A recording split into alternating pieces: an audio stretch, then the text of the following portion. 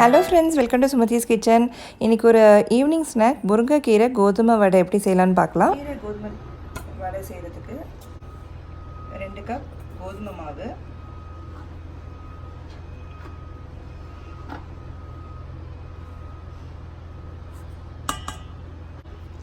1/2 cup அரிசி மாவு. இப்போ இதில் 2 கப் கோதுமை மாவு போட்டிருக்கோம், 1/2 கப் அரிசி மாவு, அதோட ஒரு 1/4 டீஸ்பூன் பேக்கிங் சோடா, உப்பு 1/2 டீஸ்பூன், மஞ்சள் பொடி ஒரு சிட்டிகை அளவு, 2 பச்சை மிளகா இந்த மாதிரி சின்னதாக கட் பண்ணிக்க அதோட சேர்த்துக்கிறேன். அதே மாதிரி வெங்காயமும் பொடிசாக ஒரே ஒரு வெங்காயம் அதில் ஆட் பண்ணிக்கிறேன். இதெல்லாம் போட்டுட்டோம். இதோட நல்ல முருங்கைக்கீரை இது நல்லா 1 கப் அளவுக்கு ஆஞ்சு வச்சுக்கோங்க. ஆஞ்சு நல்லா கட் பண்ணி பொடிசாக இது இப்போ இதோட சேர்த்துக்க போகிறோம். கழுவி எடுத்து வச்சுருக்கேன். இதில் எல்லாம் போட்டுட்டோம். எல்லாத்தையும் நல்லா மிக்ஸ் பண்ணிக்கோங்க ஒரு தடவை. இது நல்ல ஒரு ஈவினிங் ஸ்நாக். உங்களுக்கு டீப் ஃப்ரைடாக இருந்தாலும் கோதுமையில் பண்ணுறதுனால கோதுமையும் முருங்கைக்கீரையும் இருக்கிறதுனால பிள்ளைங்களுக்கு ரொம்ப சத்தான நிறைய இரும்பு சத்து உள்ள ஒரு ஸ்நாக் இது. இதில் தேவையான அளவு தண்ணி ஊற்றி கடைசியாக இதை எப்படி பிசைஞ்சிக்கேன்னு காட்டுறேன். அந்தமாதிரி கொஞ்சம் கொஞ்சமாக ஊற்றி பிசைங்க, ஒரேடியாக தண்ணி ஊற்றி பிசைஞ்சிடாதீங்க.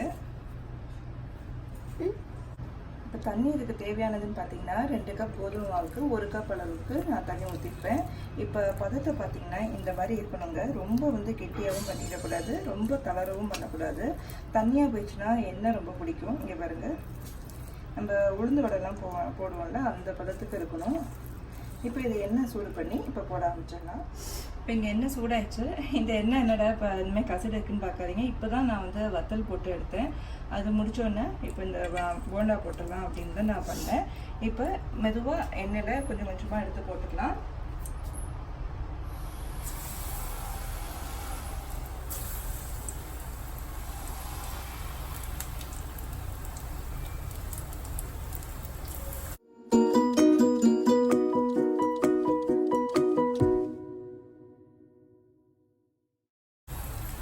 நான் சொன்ன மாதிரி இந்த பதத்துக்கு இருந்தால் தான் உங்களுக்கு பாருங்கள் இவ்வளோ அழகாக என்னால் போட முடிஞ்சது. அதனால் இந்த பதத்துக்கு ஏற்ற மாதிரி பார்த்துட்டிங்கன்னா போண்டா ரொம்ப சூப்பராக வரும். இதை நீங்கள் வடை ஷேப்பில் போட்டிங்கன்னா இது வடை, இது இப்போ கிள்ளி கிள்ளி போடுறதுனால இது போண்டான்னு சொல்லிக்கலாம். இப்போ லேசாக கொஞ்சம் அந்த பபுள்ஸ் எல்லாம் அடங்கணுன்னா திருப்பி போட்டுக்கலாம்.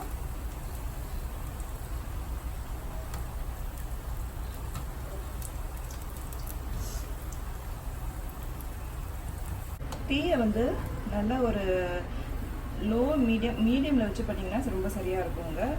இல்லாட்டி ரொம்ப நீங்கள் ஹையில் வச்சுருந்தா பண்ணிட்டீங்கன்னா வெளியில் மட்டும் நல்லா ப்ரௌன் ஆகிடும், உள்ளே வேகாமல் இருக்கும். அந்த மாதிரி வச்சு பண்ணிங்கன்னா நிதானமாக நல்லா முறுமுறு நல்லா சூப்பராக உள்ளேயும் வந்திருக்கும். இப்போ இதை எடுத்துடலாம், வெந்துருச்சு.